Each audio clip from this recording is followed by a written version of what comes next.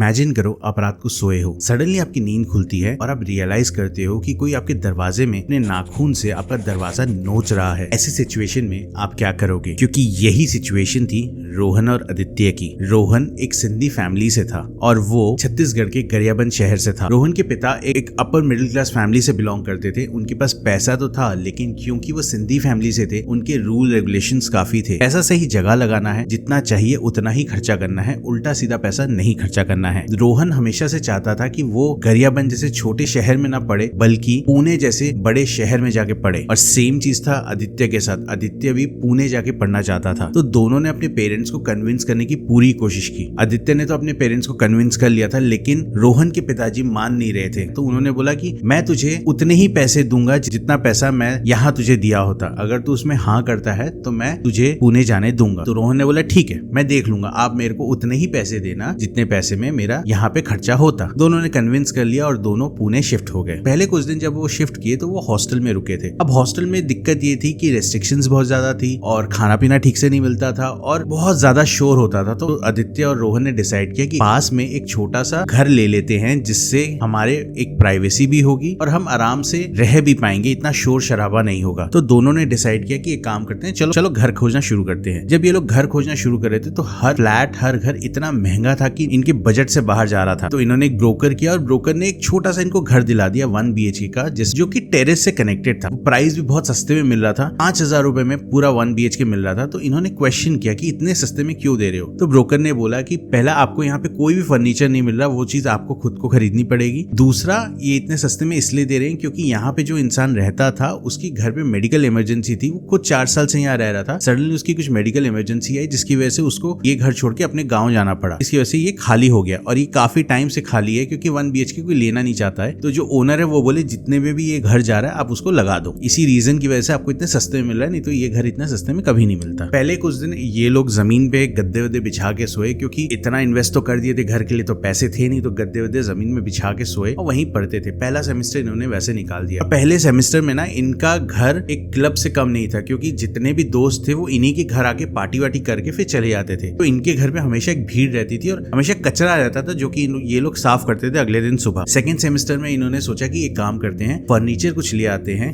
क्योंकि हमें यहाँ पे आराम से रहना भी है, बाद में सेकंड हैंड में बेच देंगे। ये लोग ऑनलाइन में चेक किए पर इनको वैसा कुछ डील नहीं मिला। तो ये लोग ने डिसाइड किया कि काम करते हैं, कबाड़ी के पास जाते हैं और वहीं से खरीदते हैं। दोनों ने डिसाइड किया और दोनों एक कबाड़ी के पास गए। कबाड़ी के पास से 2 सिंगल बेड, एक अलमीरा, टेबल, चेयर, कुछ यूटेंसिल्स भी ले लिए थे ताकि किचन में भी कुछ सामान रहे, क्योंकि ये लोग होटल से लाते थे, खाते थे। ये लोग ने डिसाइड किया था किचन में भी खाना वाना बनाएंगे। अब लाइफ बहुत नॉर्मल चल रही थी, एकदम सब कुछ बढ़िया चल रहा था। पार्टी फुल ऑन चल रही थी, सब कुछ बढ़िया चल रहा था। सुबह कॉलेज, शाम को आओ, रात को पार्टी, सब कुछ नॉर्मल चल रहा था। पर एक दिन रात जब रोहन सोया हुआ था तो उसकी नींद खुलती है और उसको रियलाइज होता है कि कोई उसके दरवाजे में जोर से नाखून से ऐसे खरोच मार रहा है। ये उठता है और ये आदित्य को उठाता है। आदित्य देख कुछ है यहाँ पे, आवाज आ रही है। आदित्य उठता है, बोलता है नहीं कुछ नहीं है। और उसके बाकी दोस्त लोग भी वहीं सोए रहते हैं, तो वो लोग भी बोलते हैं नहीं नहीं कुछ नहीं है, हमें नहीं आवाज आ रही। रोहन को लगता है कि ठीक है कुछ होगा, मुझे ही समझ नहीं आ रहा होगा, मैं ही वहम कर रहा हूँ। तो वो छोड़ देता है और सो जाता है। फिर कुछ दिनों बाद रोहन और आदित्य को ये फील होने लगता है कि उसके जितने दोस्त थे वो लोग आना बंद कर दिए। और जब उनसे क्वेश्चन किए कि तुम लोग आते क्यों नहीं हो, तो वो लोग बोलते हैं कि अब मन नहीं करता तेरे घर आने का, तुम लोग यहाँ आ जाया करो। अजीब सा लगा, ठीक है नहीं करता तो मत आओ, हम ही जब भी होगा हम आ जाएंगे। तो ये लोग जाते थे अपना वहां पे नाइट स्पेंड करते थे और वापस आ जाते थे। लेकिन जब ये लोग रात को सोते थे ना, इनको फील होता था कि कोई उस रूम में है, उनको देख रहा है, या उनसे मतलब एक हैवीनेस उनको फील होने लग गया। पर इन्होंने हमेशा इग्नोर किया, क्योंकि 4-5 महीने से कुछ भी नहीं हुआ है। ये लोग आराम से हैं, आराम से रह रहे हैं, कुछ भी तो नहीं हुआ, एकदम मस्त जी रहे हैं। तो इनको लगा कि नहीं ये हमारा ही वहम है। ये लोग हमेशा पार्टी वार्टी करते थे, अभी पार्टी नहीं करें इसलिए घर इतना शांत लग रहा है। अब इनके घर की चीजें खराब भी होने लग गई। जो लाइट जल रही थी वो लाइट खराब हो रही है, और जितनी बार वो लाइट को ठीक किया जा रहा था वो लाइट कभी ठीक हो ही नहीं रही थी। हमेशा वही लाइट फ्लिकर होती रहती थी। इन्होंने एक बार चेंज किया, 2 बार चेंज किया, वो लाइट, पूरे घर की लाइट ठीक होती थी, बस एक ही लाइट फ्लिकर होने लग गई। इनको समझ नहीं आ रहा ये हो क्या रहा है। किचन में बॉटल रहती थी, बॉटल की पोजीशन चेंज हो जाती थी। आदित्य ऐसे फोन इधर बॉटल रखा है तो वापस आता तो वहां पे दिखती थी। रोहन पानी लेके आया तो देखता था किचन में ही पानी पड़ा हुआ है। फैन की स्पीड बढ़ते थे, कम हो जाते। रात को ये लोग सोए, अचानक से देखते थे फैन बंद हो गया। पूरे अपार्टमेंट में इलेक्ट्रिसिटी, इनकी इलेक्ट्रिसिटी बंद हो जाती थी। इनको समझ ही नहीं आ रहा है कि हो क्या रहा है यार। अचानक अचानक से इतना सब कुछ इशू, हमने तो कुछ किया भी नहीं, कहीं कुछ कब्रिस्तान नहीं गए, कुछ नहीं किया, तो ये ऐसा कैसा क्या पैरानॉर्मल हमारे साथ क्यों हो रहा है। अब ये चीजें ना बढ़ती जा रही थी, आस्ते आस्ते बहुत ज्यादा बढ़ती जा रही थी। एक दिन इन्होंने रियलाइज किया कि कोई इनके हॉल में चल रहा है, जोर जोर से चल रहा है, जिसकी आवाज आ रही है, और ये लोग जब उठ के देखते हैं तो वहां कोई भी नहीं था। इनको लग रहा है कि ये ऐसा क्या हो रहा है, इनको लगा कि कुछ तो हॉन्टेड है इस घर पे। हम एक काम करते हैं, हम अपने पड़ोसी से बात करते हैं कि शायद हॉन्टेड है, इसलिए शायद इतने सस्ते में हमको ये घर मिला है। तो नेक्स्ट डे वो लोग उठते हैं और अपने जितने पड़ोसी थे सबसे पूछते हैं कि क्या ये रूम हॉन्टेड था, क्या ये घर हॉन्टेड था। सबका जवाब एक ही था, नहीं ये हॉन्टेड तो कभी था ही नहीं, क्योंकि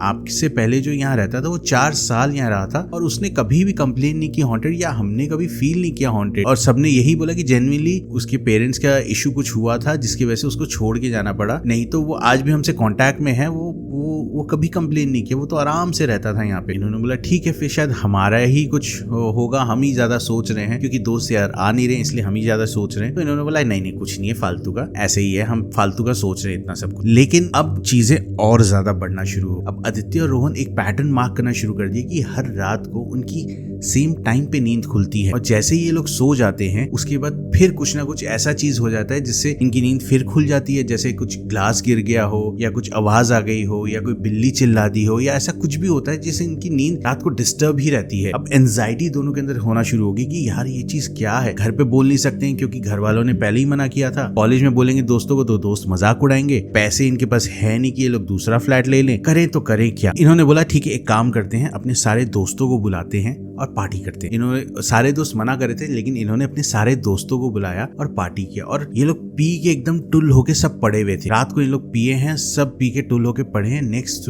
दिन सुबह जब उठे तो इन्होंने देखा रोहन और आदित्य की अलमारी खुली और जितने कपड़े हैं सब नीचे गिरे हुए हैं। ये लोग उठे और ये लोग बोले कि ये कपड़े नीचे क्यों गिराए हो, तो उनको लगा कि कोई पी के रात को गिरा दिया होगा। इन्होंने समेटा और सारे कपड़े रखे, और उसके बाद उनको बोला कि तुम लोग जाओ यहाँ से। पर यहाँ पे रोहन और आदित्य के दिमाग में कुछ चल रहा था कि ऐसा तो पहले कभी नहीं हुआ, और पीने के बाद ये लोग हमारे कपड़े क्यों फेंकेंगे। तो ये दोनों ने सोचा कि कुछ तो गड़बड़ है, हमें इसको पैटर्न को डिकोड करना पड़ेगा। तो ये दोनों ने ना स्टार्ट किया खोजना और पूरे घर का इन्वेस्टिगेशन करना शुरू कर दिया कि शायद हम कुछ मिस कर गए हैं, क्या हमने कोई ऐसी चीज यहाँ पढ़ ले आए हैं गलती से जिसकी वजह से ये सब इशू हो रहे हैं, शायद ऐसा भी कुछ हो सकता है। तो वो दोनों स्टार्ट करे, वो दोनों ना खोजना शुरू किए, हर घर का हर एक कोना खोज रहे थे, यहाँ वहाँ हर जगह खोजे। और फिर दोनों थक के एक जगह बैठे। सडनली रोहन को रियलाइज हुआ कि जब हम पहले यहाँ बिना फर्नीचर के थे तब कुछ नहीं हो रहा था, लेकिन अब जब फर्नीचर आ गया है तो उसके बाद सारी चीजें शुरू हो गई हैं। तो कुछ ना कुछ रिलेटेड इस फर्नीचर से ही होगा, या तो बेड, अलमीरा, या तो टेबल चेयर, किसी भी एक चीज से होगा। ये लोग उसी कबाड़ी के पास गए और जाके उससे पूछे कि ऐसा कुछ था क्या। तो कबाड़ी बोला नहीं ऐसा तो कुछ नहीं था, आप खुद देख लो, पूरा हर चीज ठीक ठाक थी।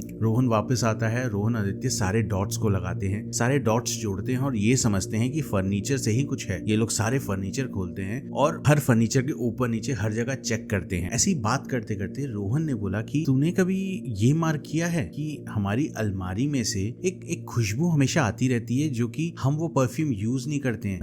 आदित्य ने बोला हाँ ऐसा तो है। ये दोनों ने सोचा कि शायद ये अलमारी तो नहीं हो सकती, ऐसा भी तो हो सकता है कि अलमारी हो, क्योंकि कपड़े भी गिरे थे अलमारी से और इसके आने के बाद ही सब कुछ हुआ है। दोनों ने पूरी अलमारी के सारे कपड़े उठा के फेंक दिए और उन्होंने देखा उसके पीछे में छोटा सा लॉक था, एक छोटी सी जगह थी जिसमें लॉक लगा के खोल सकते थे। इन्होंने चाबी खोजने की कोशिश की लेकिन इनको चाबी कभी मिली नहीं। तो इन्होंने क्या किया, स्क्रू ड्राइवर लाया और उस चीज को तोड़ दिया। अंदर में उनको दिखा एक फोटो जिसमें एक औरत उसी अलमारी के पास बैठी थी और उसका हस्बैंड उसी के साथ खड़ा था, पर उनकी दोनों आंखें पूरी काली थी। ये लोग दौड़ के जाते हैं उसी कबाड़ी के पास और उसको बोलते हैं कि भाई ये अलमारी जो है इसको वापस करनी है। तो कबाड़ी वाला बोलता है कि क्यों करनी है, हर बंदा जो इसको लेके जाता है वो यही चीज बोलता है कि इस अलमारी को वापस करनी है, मैं इस अलमारी को वापस नहीं करूंगा। इन्होंने सारी कहानी सुनाई उस कबाड़ी को कि ऐसा ऐसा इशू हुआ है, ये हमारे साथ हो रहा है। तो कबाड़ी बोलता है कि अब तो मैं कभी ना लूं तुम्हारी अलमारी। अब ये लोग क्या करते हैं, अलमारी को निकाल के अपने घर से बाहर रख देते हैं। अब जब घर से बाहर रख देते हैं, जितने भी बाकी फ्लैटमेट्स थे वो लोग कंप्लेन करना शुरू कर देते हैं कि अलमारी बाहर क्यों पड़ी है, हमें जाने आने में बहुत तकलीफ होती है। तो इनको अलमारी को वापस अंदर लाना पड़ा। इनकी हालत खराब, ये 3 दिन 4 दिन सो ही नहीं रहे हैं रात को, क्योंकि सोएंगे तो फिर डर लगेगा। रोहन फिर उस कबाड़ी के पास जाता है, उसको बोलता है देख भाई, इस अलमीरा का जो करना है कर, हमें इससे मुक्ति चाहिए। तो कबाड़ी बोलता है ठीक है, मैं एक काम कर सकता हूँ, अगर तुम्हें चाहिए तो तुम मेरा टेम्पो ले जाओ, मेरी टेम्पो में तुम उस अलमारी को रख के कहीं छोड़ाओ, दिक्कत क्या है। ये आइडिया दोनों को बहुत अच्छा लगता है। दोनों उसी दिन डिसाइड करते हैं कि टेम्पो ले आएंगे और अलमारी को उठा के ले जाएंगे। जब ये लोग अलमारी को उठाने की कोशिश करें तो अलमारी उठ ही नहीं रही है। 2 लोग 3 लोग 4 लोग लग गए, अब वो अलमारी उठ ही नहीं रही है। तो रोहन ने क्या किया, वो जो अलमारी के अंदर में जो फोटो थी उसको पकड़ा और उसको लेके चले गया। जैसे तैसे वो फोटो को लेके जा रहा है, बाकी लोग उस अलमारी को उठा के आराम से लेके जा रहे हैं। तो सबको ये समझ में आ गया कि कुछ ना कुछ रिलेटेड फोटो से ही है। उन्होंने अलमारी को उसमें रखा, फोटो उसके अंदर डाला और बंद कर दिया और उसको लेके एक छोटे से जंगल में छोड़ के आ गए। अलमारी को रखने के कुछ दिन तक वो पैरानॉर्मल चीजें होती रही उनके साथ, लेकिन ऑल ऑफ अ सडन एक दिन वो चीजें होना खत्म हो गई। ये लोग कॉलेज स्टूडेंट्स थे, तो इनको तो एक चूल हमेशा रहती थी कि ऐसे कैसे खत्म हो गई, क्या हो गया। तो ये लोग फिर से वहां गए, वहां जाके दूर से देखे कि जहां इन्होंने अलमारी छोड़ी थी वहां अलमारी है कि नहीं, और इनके सरप्राइज में वहां अलमारी नहीं थी। और उसके बाद से इनके साथ कोई इंसिडेंट भी होना बंद हो गया। आज भी वो लोग जब ये स्टोरी बताते हैं तो उनको डर लगता है कि कहीं उनके साथ ऐसा कुछ ना हो जाए। आपको ये स्टोरी कैसी लगी कमेंट्स में जरूर बताना, और आपको अगर ये स्टोरी पसंद आई तो लाइक शेयर जरूर करना। मिलता हूं अगले वीडियो में,